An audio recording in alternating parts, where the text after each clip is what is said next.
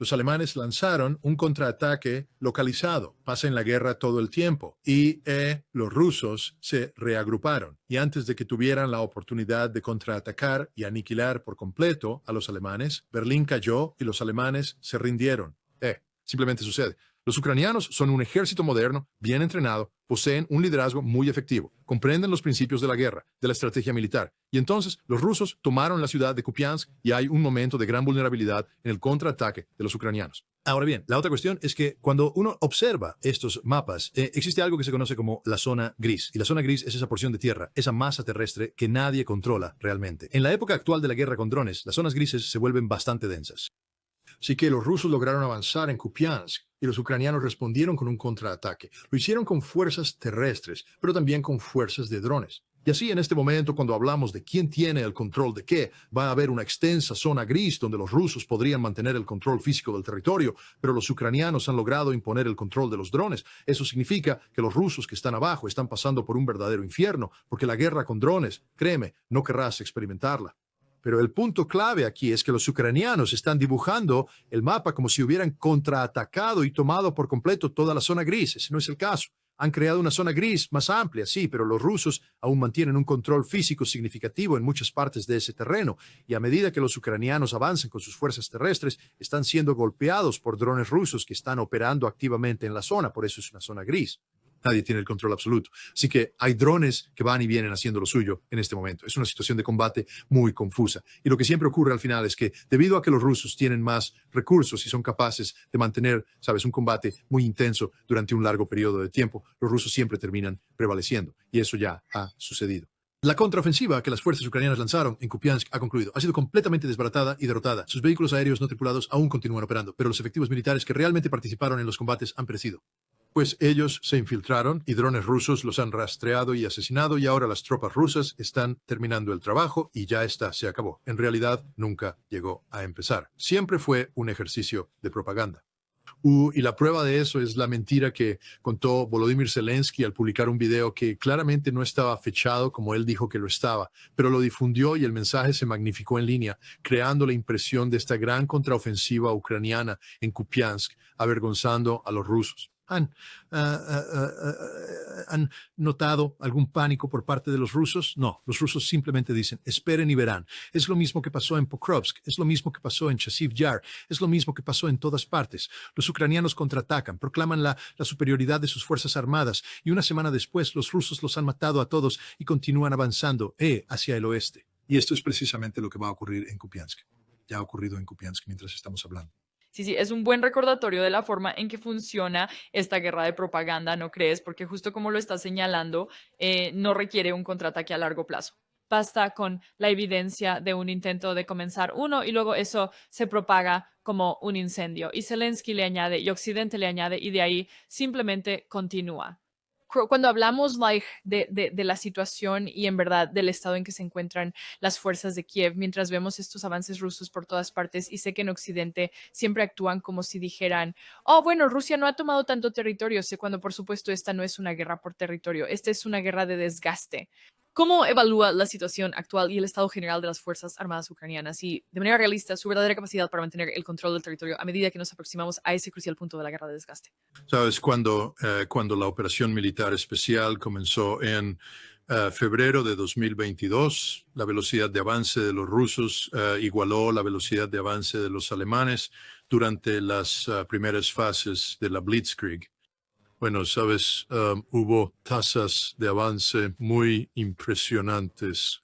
Sí, es cierto, desde que los rusos fueron puestos a la defensiva, sabes, desde la ofensiva ucraniana del otoño de 2022, sabes, los rusos no han tenido grandes momentos de avance.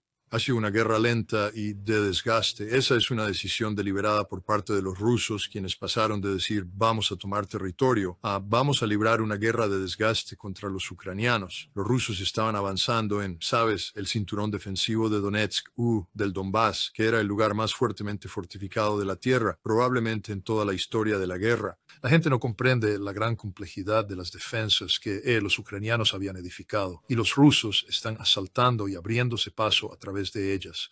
Tomó su tiempo, pero el objetivo principal no era simplemente liberar las aldeas, era matar ucranianos y los rusos lo hicieron de una manera verdaderamente prodigiosa.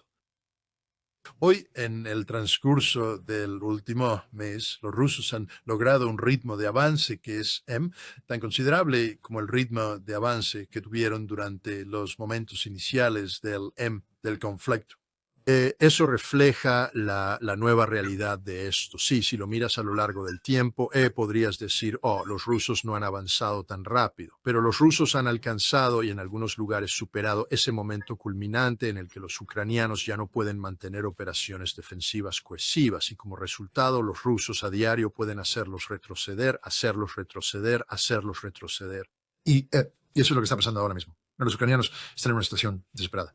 Los rusos tienen reservas. Quiero decir, incluso si los ucranianos lanzaran un contraataque efectivo que, sabes, causara daño, los rusos pueden simplemente retirar esa unidad, traer una unidad fresca que esté completamente preparada para el combate y mantener la ofensiva. Y eso es lo que los rusos están haciendo.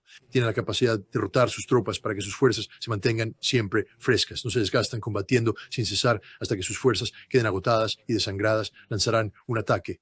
Se atrincherarán y luego rotarán esa unidad. Traerán una unidad fresca que conoce esa zona porque han estado rotando, pero acaban de irse a casa. Todos tuvieron una comida caliente, hicieron el amor con su esposa y luego volvieron y se entrenaron en las últimas, ya sabes, tácticas de combate y volvieron al campo de batalla de donde los otros salieron y lograron mantener la moral alta, el ánimo en pie, su efectividad en combate. Los ucranianos, en cambio, entran al campo de batalla y se quedan atrapados. No pueden rotar. El hecho es que muchas veces son rotados y abandonados y entonces su efectividad de combate colapsa. Ahora, esto no es universal. Hay zonas en el campo de batalla donde los ucranianos logran mantener una rotación efectiva, pero el problema es que en esas zonas que son relativamente estables, cuando hay un avance en Kupiansk o en Siversk o en Pokrovsk, tienen que sacar esas unidades y enchufarlas allí. Y a medida que los retiras y descienden, son alcanzados por drones rusos, por lo que son diezmados. Llegan al frente, al aproximarse, entran en la zona de drones rusos y son destrozados. Y para cuando llegan al frente, ya han sufrido un 20-30% de bajas, lo que los vuelve ineficaces en combate en el momento en que entran en él. Esta es la triste situación de los ucranianos.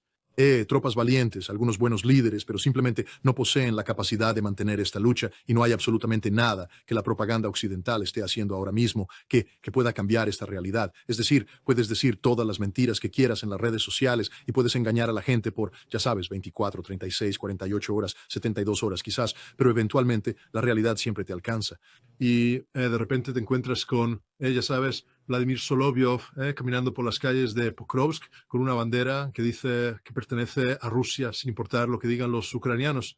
Sí, tienes que tener a alguien que, ¿verdad? Que, bueno, que proporcione una versión del contraataque, ¿verdad? Para denunciar la propaganda, porque hay muchísima aquí en Occidente. Y lo último que quería mencionar mientras te tengo aquí es algo que no está recibiendo la atención que merece, y es el hecho de que estamos a solo semanas de que el último tratado nuclear restante entre Estados Unidos y Rusia llegue a su fin, con el nuevo tratado START programado para expirar el 5 de febrero de 2026. Ahora, Rusia le ha ofrecido a Estados Unidos una extensión de un año. Han dicho, oigan, empecemos a dialogar como si fuera ayer, pero la administración Trump no parece demasiado preocupada por ello. Ciertamente no lo suficientemente preocupada. Entonces, ¿dónde se sitúan sus esperanzas para un posible tratado nuclear y cuáles son sus preocupaciones si no hay ningún tratado en absoluto? Bueno, tienes razón en que, en primer lugar, el último tratado que aún está vigente, el START, expira en febrero del año que viene. El aspecto clave de este tratado es que limita las fuerzas nucleares estratégicas desplegadas de cada lado a 1550. Lo que mucha gente no se da cuenta, sin embargo, es que este tratado permite a ambas naciones mantener reservas estratégicas de ojivas nucleares y que Estados Unidos tiene alrededor de 4.000. Los rusos tienen 4 o 5.000 ojivas en reserva listas para ser usadas. Para llegar a esa cifra de 1550, lo que ambas partes hicieron fue implementar y mantener lo que se conoce como desmirving. Un MIRV es un vehículo de reentrada con múltiples ojivas dirigibles independientemente. Básicamente, por ejemplo, el Minuteman Frey solía tener 3 ojivas. Esas 3 ojivas podían ser lanzadas y alcanzar 3 objetivos separados dentro de Rusia. Para llegar a la cifra de 1550, le quitamos las ojivas múltiples. Ahora es una sola ojiva. Los rusos hicieron exactamente lo mismo con algunos de sus misiles. Nosotros redujimos el número de ojivas en el misil Trident. Creo que el número final es clasificado, pero ya sabes, bajaron del potencial de poder poner, digamos, 20 ojivas allí, sabes, en algún lugar entre 8 y 12. Pero estas ojivas se encuentran en reserva, así que si el tratado llega a expirar, podríamos simplemente volver a mirvear y no nos tomará mucho tiempo antes de que pasemos de 1550 ojivas estratégicas desplegadas a más de 5000 o 6000, revirtiendo completamente el rumbo. Esta no es la dirección en la que queremos ir. Ninguna de las partes desea esto. Pero, ¿sabes? Ahí es donde estamos. Es un momento de una fragilidad extraordinaria. La otra cosa es que este tratado no se ha implementado completamente desde que comenzó la operación militar especial. Sí, ¿sabes? Estados Unidos jugó juegos estúpidos.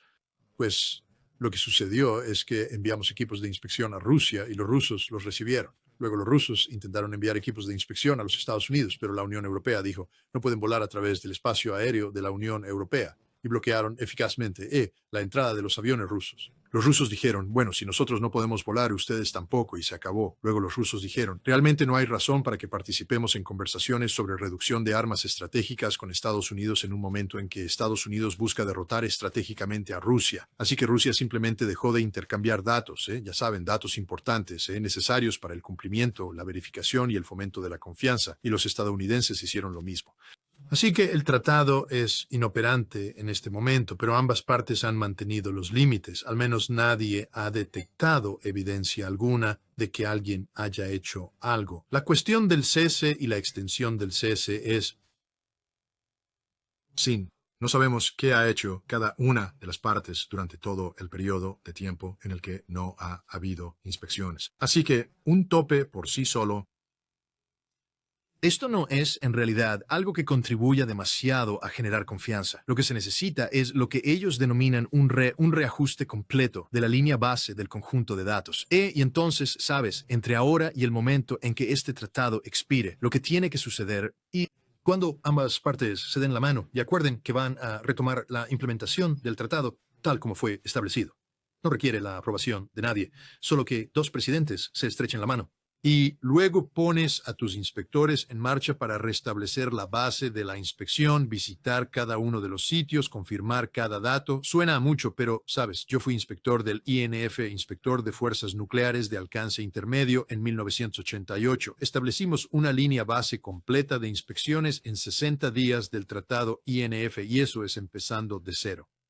Mira, aquí ya tenemos una base de datos de inspecciones. Esto ya lo hemos hecho antes. No es algo tan complicado. Simplemente tienes que entrar y reajustar los datos. Asegúrense de que la información y los datos que tienen a la vista coincidan plenamente con el conjunto de datos que ya habían recopilado y así logren establecer una confianza robusta. De modo que cuando el tratado finalmente expire, y es algo que sin duda ocurrirá y se adentren en este periodo de moratoria, el nivel de confianza mutua entre ambas partes sea excepcionalmente elevado. Y esto, por consiguiente, hará mucho más sencillo el comienzo de las negociaciones respecto a lo que tendrá lugar posteriormente. Pero incluso en este punto existen muchísimos problemas, ¿verás? La verdad es que Estados Unidos ha sido el que ha creado la mayoría de estos obstáculos. Nosotros nos retiramos del tratado sobre misiles antibalísticos, aquel tratado fundacional de 1972, que básicamente establecía que no íbamos a intentar defendernos de un ataque nuclear porque es algo que no se puede hacer. Y todo lo que eso hace es crear una carrera armamentista que lleva a la bancarrota a todo el mundo. Así que, en esencia, llegamos a un acuerdo, ¿sabes? Teníamos, ¿sabes?, una defensa antimisiles limitada para los centros de mando nacionales de Moscú, para los rusos. Decidimos que íbamos a proteger, ¿sabes?, las bases de misiles, no el Capitolio de los Estados Unidos con las nuestras.